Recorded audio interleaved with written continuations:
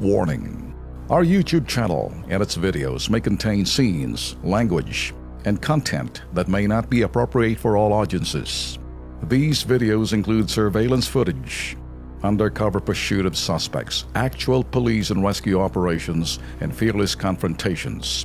If you do not approve of the content, please do not watch our videos.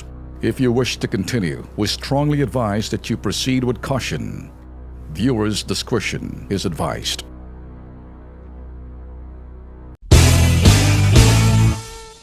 Pagdating naman sa Kongreso, ay sus Mariosep, ito pang dalawa mga kaalyado. Mariosep, naman, alam niyo naman siguro, naku, sus, nang dahil sa babae, nasirang pagkakaibigan.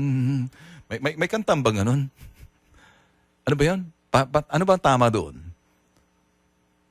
Iniisip pa ng aking co-pilot. Nang dahil sa pag-ibig. Ibang klaseng pag-ibig yan. Nang dahil sa babae, pagkaibaga. Yung dalawa, si Alvarez at saka si Florendo, nasira. Kayong mga maiingay, mga putok sa buhong mga babaero, dapat nakikinig din kayo kasi masisira ang Pangulo eh.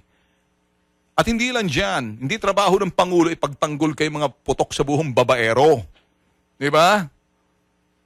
Hindi na trabaho ng Pangulo at papakialaman ang inyong pambababae kung sino pang mga babaeng kaliwat kanan, harap at likuran, itaas at ibaba. Kahit saan ka tumingin, babae, babae, babae. Wala kaming pakialam dyan sa pambababae ninyo. Huwag lang masira ang taong bayan. Sa bagay, may mga nagsasabi, kung anong ginagawa mo, hindi ka pwedeng magkakaroon ng moral authority kasi kung may problema ka sa iyong moral ascendancy and the question of morality, ako ho, ine-expound ko lang ho kung ano mga sentimento ng taong bayan.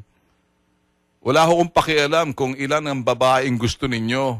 Ang nagiging problema rito, well, integrity. Integrity is everything.